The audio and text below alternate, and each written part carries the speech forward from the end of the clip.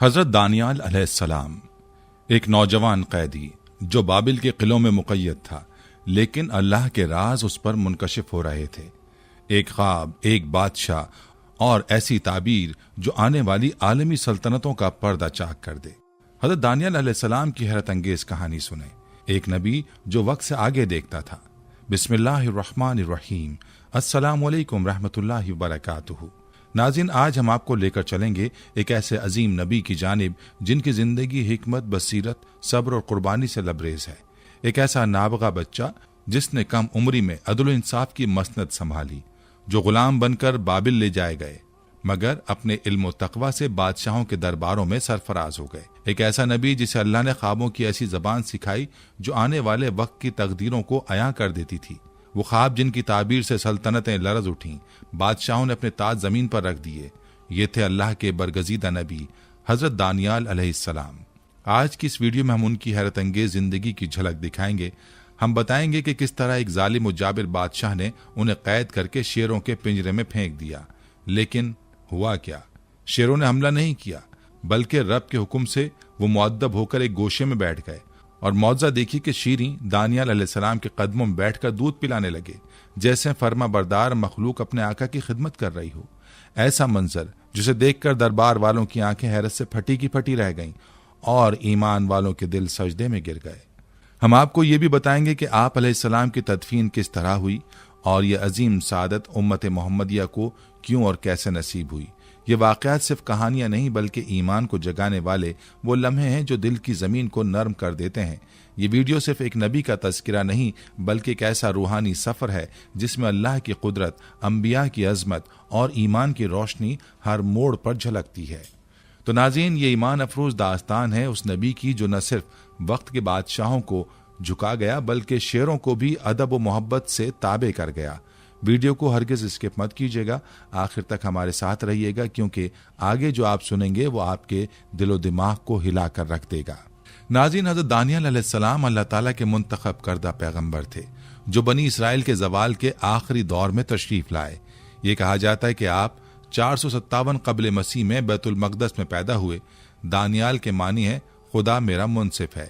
حضرت دانیال علیہ السلام کے والدین کے بارے میں عہد نامہ قدیم اور جدید دونوں خاموش ہیں، تاہم کہا جاتا ہے کہ آپ یہودا کی نسل سے تھے اور بنی اسرائیل کے ایک معزز خاندان سے تعلق رکھتے تھے۔ اللہ تعالیٰ نے حضرت دانیال علیہ السلام کو نبوت اور حکمت عطا کی۔ آپ کی زبان عبرانی تھی اور آپ بنی اسرائیل کے نبی تھے جو حضرت موسیٰ علیہ السلام کی شریعت پر عمل پیرا تھے۔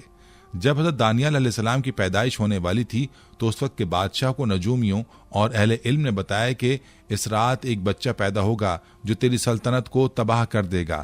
بادشاہ نے حکم دیا کہ اس رات پیدا ہونے والے ہر بچے کو قتل کر دیا جائے۔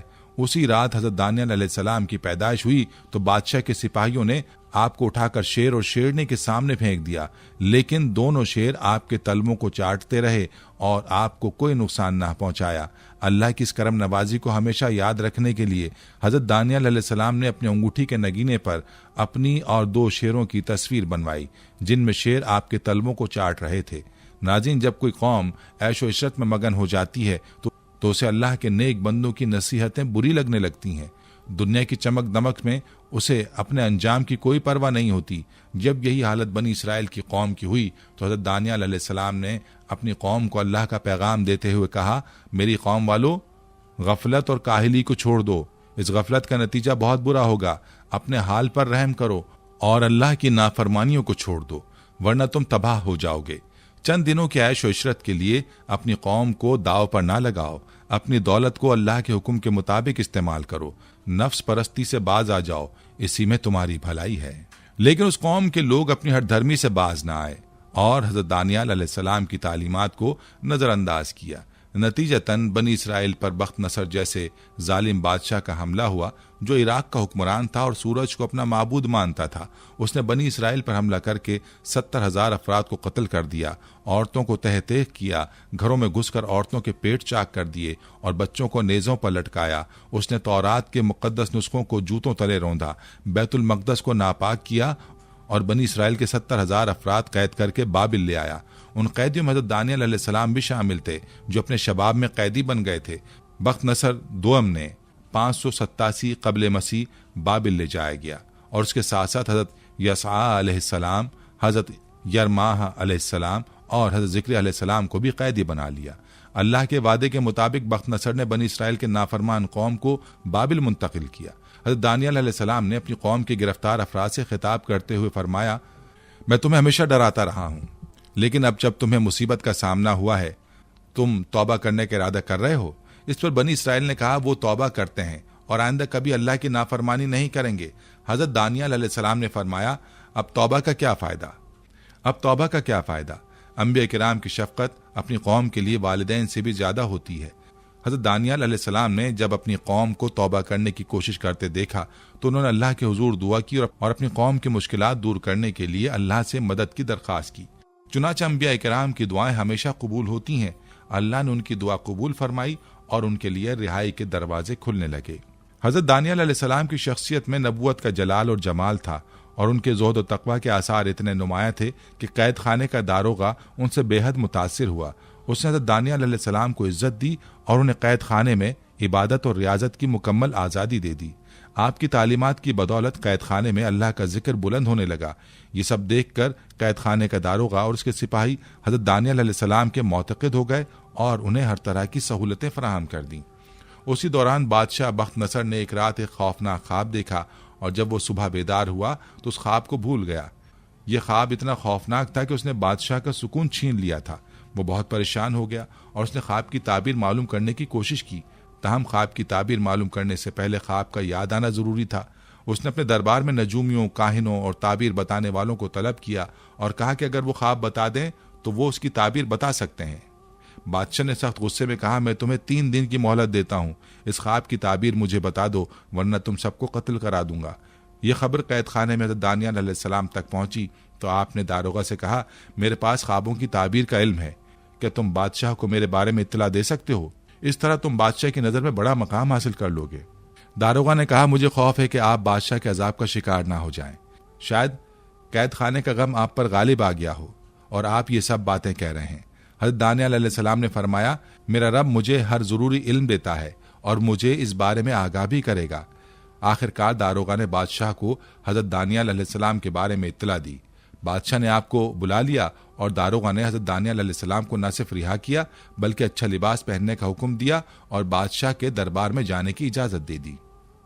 حضرت دانیال علیہ السلام بادشاہ کے دربار میں پہنچے۔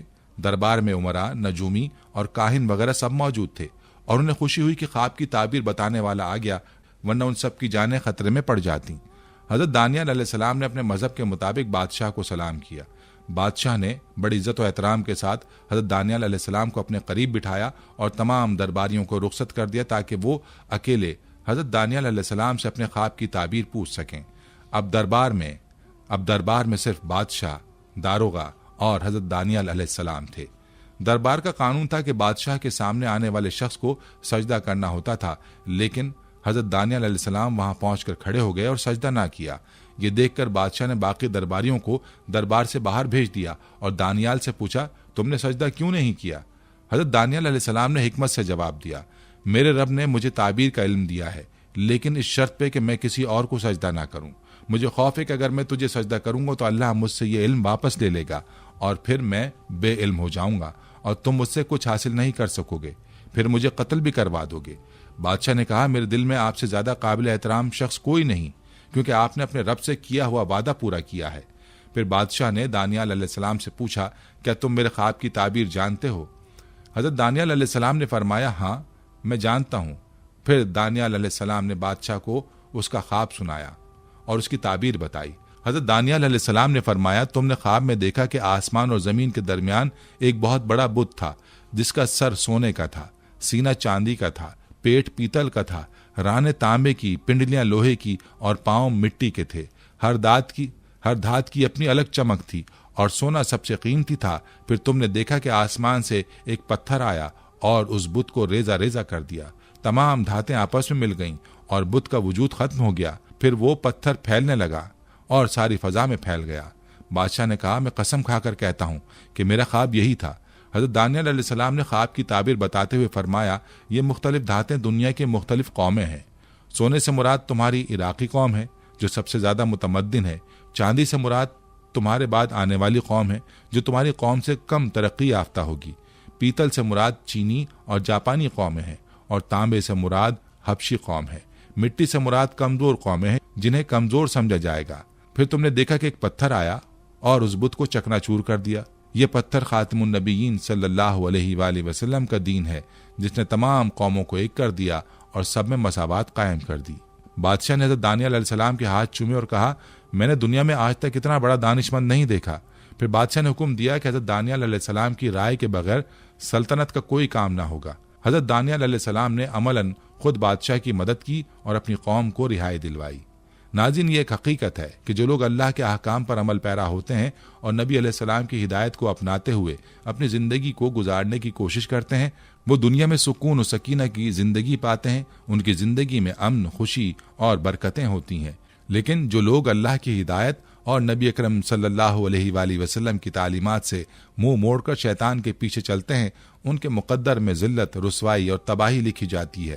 ایسی قوموں پر اللہ تعالیٰ ظالم حکمران مسلط کر دیتا ہے جو ان کے حقوق کا استحصال کرتی ہیں اور ان کی زندگی کو ایک کربناک عذاب بنا دیتی ہیں۔ ان کی سرزمینوں میں فساد و تنگی کا سامنا ہوتا ہے اور وہ اپنی غفلت کی وجہ سے خود اپنی تباہی کا سبب بنتے ہیں۔ آج ہم بات کر رہے ہیں حضرت دانیال علیہ السلام کی۔ حضرت دانیال علیہ السلام بنی اسرائیل کے ایک معزز، عزت دار اور امیر خاندان سے تعلق رکھتے تھے۔ آپ کی صلاحیتوں اور علمی جلالت کو دیکھ کر بادشاہ بخت نصر نے آپ کو دربار میں اہم مقام دیا۔ بادشاہ نے آپ کی عقل و دانش سے متاثر ہو کر آپ کو بلٹیشہ زار کا خطاب دیا، جس کا مطلب تھا بادشاہ کا محافظ۔ حضرت دانیال علیہ السلام کو اللہ تعالیٰ نے خوابوں کی تعبیر کا علم بھی عطا کیا تھا، اور آپ نے ایک پیشگوئی کی تھی کہ بخت نصر کے خاندان کی حکومت جلدی ختم ہو جائے گی، جو بعد میں سچ ثابت ہوئی۔ بادشاہ بخت نصر نے حضرت دانیال علیہ السلام سے 3 اہم باتوں میں سے کسی ایک کو منتخب کرنے کی پیشکش کی تھی۔ آپ اپنے شہر واپس چلے جائیں، میں اس ویران شہر کو دوبارہ آباد کر دوں گا۔ میں آپ کے لیے امن کا پروانہ جاری کر دیتا ہوں تاکہ آپ میرے ملک میں جہاں چاہیں امن سے رہیں۔ 3، یا پھر آپ میرے ساتھ رہیں اور دربار میں اہم مقام حاصل کریں۔ حضرت دانیال علیہ السلام نے ان پیشکشوں کا حکمت سے جواب دیا۔ آپ نے فرمایا، پہلی بات یہ کہ اللہ تعالیٰ نے میری قوم اور اس کی سرزمین کے لیے تباہی اور بربادی لکھ دی ہے، اور جب تک اللہ کا حکم نہ آئے یہ زمین آباد نہیں ہو سکتی۔ دوسری بات کا جواب یہ تھا کہ میں اللہ کی امان میں ہوں اور میرے لیے مناسب نہیں کہ میں اللہ کے تحفظ میں رہتے ہوئے کسی اور کی پناہ میں آؤں۔ تیسری بات کا جواب یہ تھا کہ اس وقت میرے لیے یہی زیادہ مناسب ہے کہ میں بادشاہ کے ساتھ رہوں جب تک اللہ کا حکم نہ آ جائے۔ حضرت دانیال علیہ السلام سچے مومن اور اللہ کے فرما بردار تھے۔ بابل میں قیام کے دوران آپ نے کبھی بھی غیر حلال خوراک نہیں کھائی اور ہمیشہ سادہ اور پاکیزہ غذا پر گزر بسر کی۔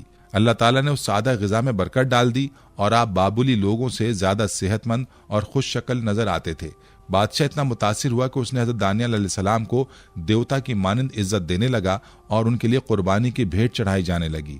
چند سال بعد 410 قبل مسیح میں بادشاہ بخت نصر کو ایک انتہائی پریشان کن خواب آنا شروع ہوا جو اسے مسلسل ڈرا رہا تھا۔ اس پر بادشاہ نے حضرت دانیال علیہ السلام کو طلب کیا اور خواب کی تعبیر پوچھی۔ حضرت دانیال علیہ السلام نے فرمایا کہ تم 7 سال تک پاگل رہو گے اور جانوروں کی طرح زندگی گزارو گے، مگر تمہاری حکمرانی برقرار رہے گی، لیکن جب تم اللہ کے حکم کو تسلیم کر لو گے تو تم واپس اپنے مقام پر آ جاؤ گے۔ حضرت دانیال علیہ السلام نے بخت نصر کو نصیحت کی کہ وہ اللہ کے غریب بندوں پر اپنے خزانوں کا رخ کھول دے اور ان کی بھوک اور غربت کو دور کرے، شاید اللہ تعالیٰ اس پر رحم کرے۔ بخت نصر نے اس نصیحت پر عمل کیا اور بنی اسرائیل کی مدد کی، یہاں تک کہ کوئی بھی بنی اسرائیلی بھوکا نہ رہا۔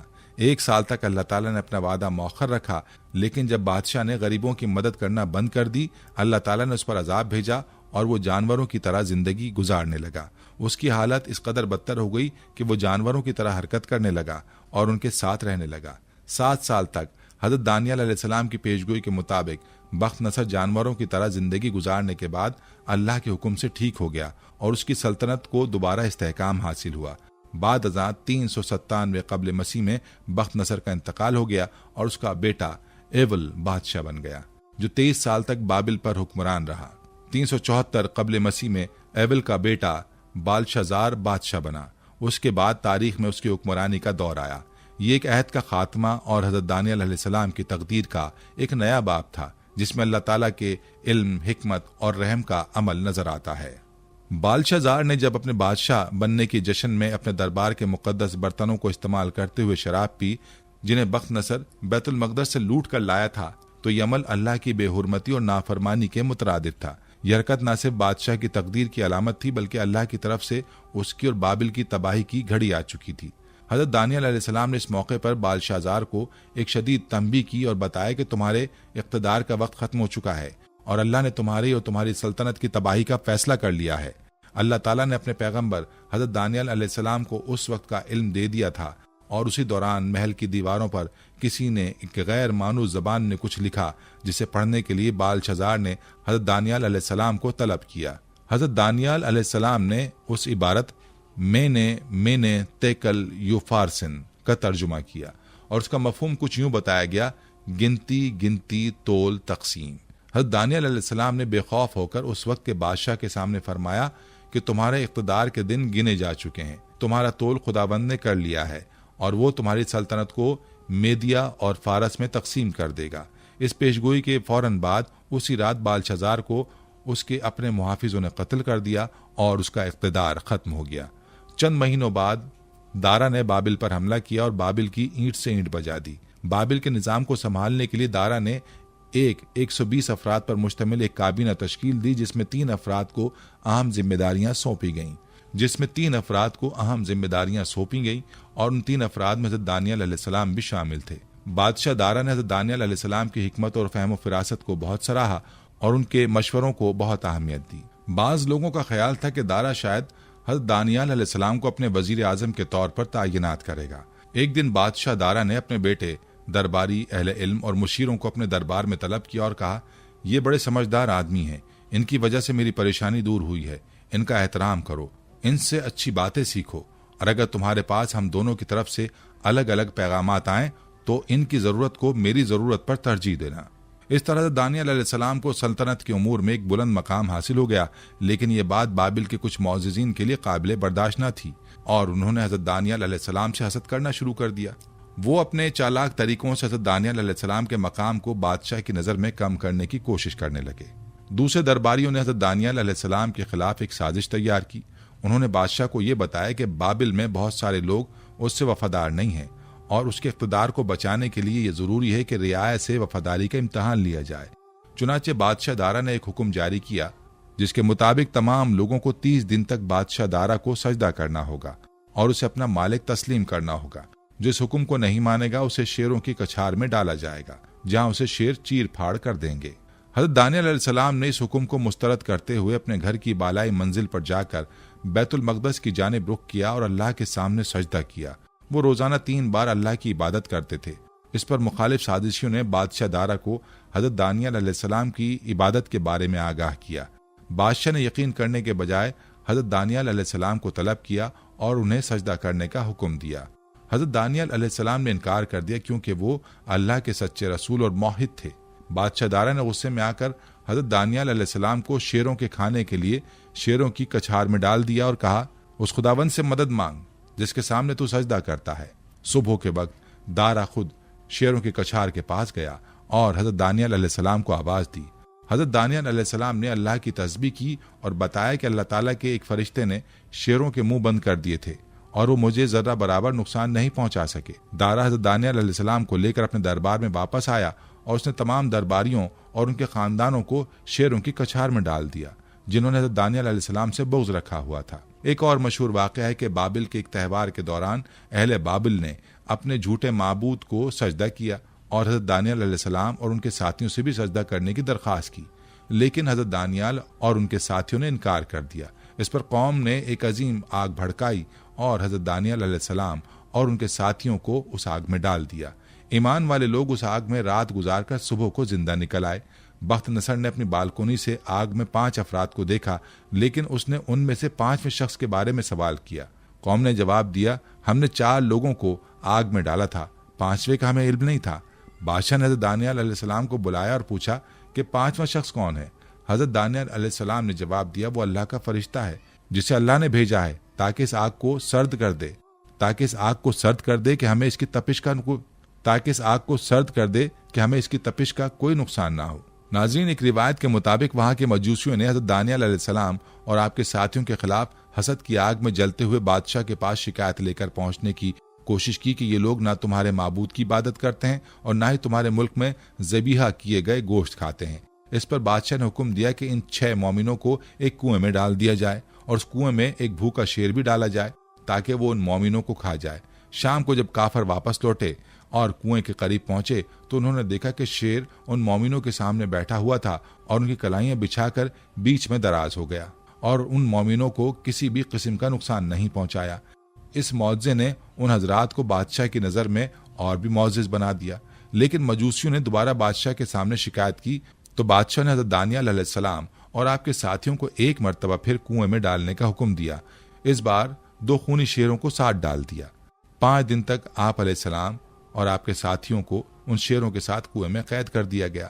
جب 5 دن بعد کنویں کو کھولا گیا تو اندر کا منظر دیکھ کر بادشاہ اور اس کے درباری حیرت زدہ رہ گئے۔ حضرت دانیال علیہ السلام نماز میں مشغول تھے اور دونوں شیر کنویں کے ایک کونے میں دراز تھے اور انہوں نے حضرت دانیال علیہ السلام کو کوئی نقصان نہیں پہنچایا۔ اس قید میں حضرت دانیال علیہ السلام نے اللہ کے سامنے یہ دعا کی تھی، اے میرے معبود، ہماری قوم کو شرمندگی اور عیب والی باتوں کے سبب تو نے ہم پر بخت نصر جیسے شخص کو مسلط کیا جو تجھے نہیں جانتا۔ ناظرین، ایک اور دلچسپ بات یہ بھی ہے کہ بچپن میں شیروں نے حضرت دانیال علیہ السلام کو کوئی نقصان نہیں پہنچایا تھا، اور جب بڑے ہونے کے بعد کافروں نے آپ کو دوبارہ شیروں کے آگے ڈال دیا تو وہاں بھی شیر آپ کے قدموں کو چاٹنے لگے اور آپ کے سامنے دم ہلاتے رہے۔ اس قید میں اللہ کے حکم سے ایک فرشتہ حضرت دانیال علیہ السلام کے لیے کھانا لے کر آیا۔ بعض روایات میں یہ بھی ذکر ہے کہ حضرت آرمیہ علیہ السلام آپ کے لیے کھانا لے کر آئے تھے۔ حضرت آرمیہ علیہ السلام بھی نبی تھے اور یہ نبی انبیاء کرام میں شامل ہیں جنہیں اللہ تعالیٰ نے حضرت موسیٰ علیہ السلام اور حضرت عیسیٰ علیہ السلام کے درمیان بھیجا۔ حضرت موسیٰ علیہ السلام کے بعد حضرت عیسیٰ علیہ السلام کے زمانے تک اللہ تعالیٰ کی طرف سے متواتر رسول آتے رہے اور ان کی شریعت ایک ہی تھی۔ ان رسولوں میں حضرت یوشع بن نون، حضرت اشمویل، حضرت داؤد، حضرت سلیمان، حضرت ارمیہ، حضرت حزقیل، حضرت الیاس، حضرت یونس، حضرت زکریا اور حضرت یحییٰ علیہ السلام شامل تھے۔ یہ تمام حضرات حضرت موسیٰ علیہ السلام کی شریعت کے مطابق حکم دیتے تھے، یہاں تک کہ اللہ تعالیٰ نے حضرت عیسیٰ علیہ السلام کو مبعوث کیا اور وہ نئی شریعت لے کر تشریف لائے۔ ناظرین، بخت نصر دوم کے دور میں بابل میں ایک اور واقعہ بھی پیش آیا جس کا ذکر بنی اسرائیل کی کتابوں میں موجود ہے۔ بخت نصر دوم نے اپنا ایک بت تعمیر کرایا جس کا نام ٹیزٹ تھا، اور اس بت کو بیت المقدس کے بڑے پروہت کا تمغہ پہنایا گیا۔ اس تمغے کی وجہ سے بت سے آواز آنے لگی اور وہ کہنے لگا، میں ہی تمہارا آقا ہوں، میں تمہارا خداوند ہوں۔ اس فتنے کا شور سن کر حضرت دانیال علیہ السلام بت کے پاس گئے۔ انہوں نے فرمایا، میں کائنات کے خالق کا ایک ادنا بندہ ہوں، میں تجھے حکم دیتا ہوں کہ جو بھی تمغہ یا طاقت ہے وہ بت کے اندر سے باہر آ کر میری نظروں میں آئے۔ حضرت دانیال علیہ السلام کی ایک للکار پر بت کا تمغہ باہر آ کر گر گیا اور خود بت بھی مسمار ہو گیا۔ بعد کے ایام میں ایک اور اہم واقعہ پیش آیا جس میں حضرت دانیال علیہ السلام نے بادشاہ دارا سے درخواست کی کہ آپ اپنے وطن واپس جانا چاہتے ہیں۔ بادشاہ دارا نے یہ درخواست قبول کی اور بنی اسرائیل کو واپس بیت المقدس جانے کی اجازت دے دی۔ وطن واپس پہنچنے پر ایک بڑی مجلس قائم کی گئی جس میں حضرت یرمیہ، حضرت دانیال علیہ السلام، حضرت حزقیل، حضرت زکریا اور دیگر انبیاء شامل تھے۔ ان حضرات نے سب سے پہلے بنی اسرائیل کو بابل کی زبان کو ترک کر کے موسیٰ علیہ السلام کی زبان اختیار کرنے کی ہدایت دی۔ ساتھ ہی بنی اسرائیل سے مشرکانہ رسوم اور بدعات کا خاتمہ کرنے کی کوشش کی اور شریعت موسوی کو دوبارہ زندہ کرنے کے احکام خداوندی پہنچائے۔ حضرت دانیال علیہ السلام کا مزار ایران کے صوبے خوزستان کے شہر شوشتر تستر میں ہے۔ آپ کی تدفین حضرت عمر فاروق رضی اللہ عنہ کے دور میں ہوئی۔ ایک حدیث میں نبی کریم صلی اللہ علیہ وآلہ وسلم نے فرمایا، حضرت دانیال علیہ السلام نے اللہ سے دعا کی تھی کہ مجھے محمد صلی اللہ علیہ وآلہ وسلم کی امت دفن کرے۔ ابو موسیٰ اشعری رضی اللہ تعالیٰ عنہ فرماتے ہیں کہ جب میں نے شہر تستر یا شوشتر کو فتح کیا تو وہاں حضرت دانیال علیہ السلام کا تابوت پایا اور میں نے دیکھا کہ آپ کا جسم بالکل صحیح و سالم تھا۔ آپ کی رگیں ابھی تک تر و تازہ تھیں اور آپ کے جسم میں خون گردش کر رہا تھا۔